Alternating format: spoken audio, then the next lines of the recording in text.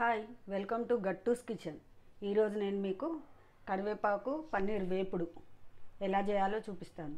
ఇది చాలా సింపుల్గా అయిపోతుంది, చాలా బాగుంటుంది. కరివేపాకు కూడా హెల్త్కి మంచిది కదా. ఈ కరివేపాకు పన్నీర్ వేపుడు మీకు గనక నచ్చినట్టయితే నా ఛానల్ని లైక్ చేయండి, షేర్ చేయండి, సబ్స్క్రైబ్ చేయండి. మూకుడిలో ఒక 2 స్పూన్లు నూనె వేసి ఒక 10 వరకు కాజు లైట్గా వేయించి తీసుకోవాలి. ఆ తర్వాత మనం తినే కారాన్ని బట్టి ఒక 10 పచ్చిమిర్చి మధ్యలోకి దుంపి ఇలా వేయించుకోవాలి. ఆ తర్వాత అదే నూనెలో పన్నీర్ బాగా ఎర్రగా కాదు, లైట్గా వేయించుకోవాలి.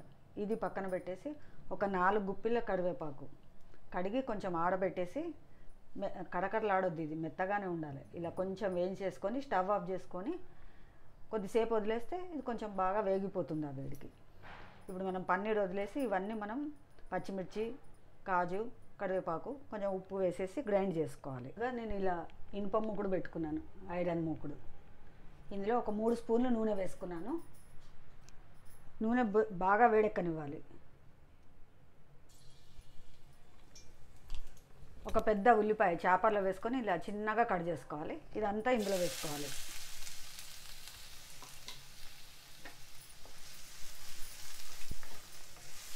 ఇది కొంచెం వేయించుకోవాలి.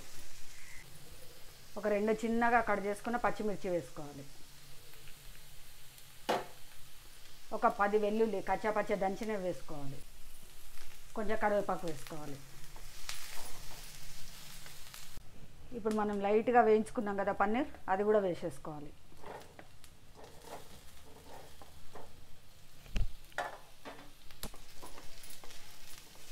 ఇది కొంచెం వేయించుకోవాలి.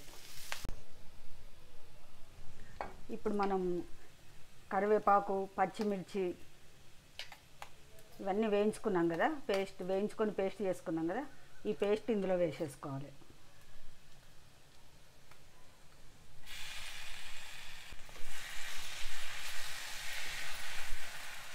వేసుకొని అన్ని కలిపి వేయించుకోవాలి.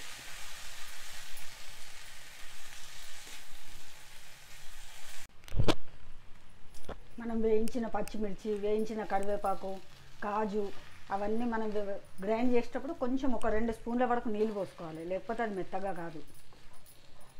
ఇప్పుడు ఇవన్నీ వేసి బాగా కలుపుకోవాలి, బాగా ఫ్రై చేసుకోవాలి.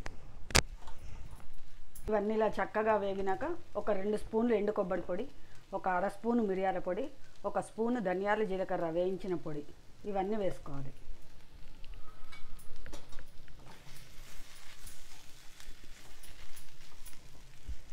వేసుకొని అన్నీ ఒకసారి బాగా కలుపుకోవాలి. సన్నగా కట్ చేసిన కొత్తిమీర వేసుకొని స్టవ్ ఆఫ్ చేసుకోవాలి.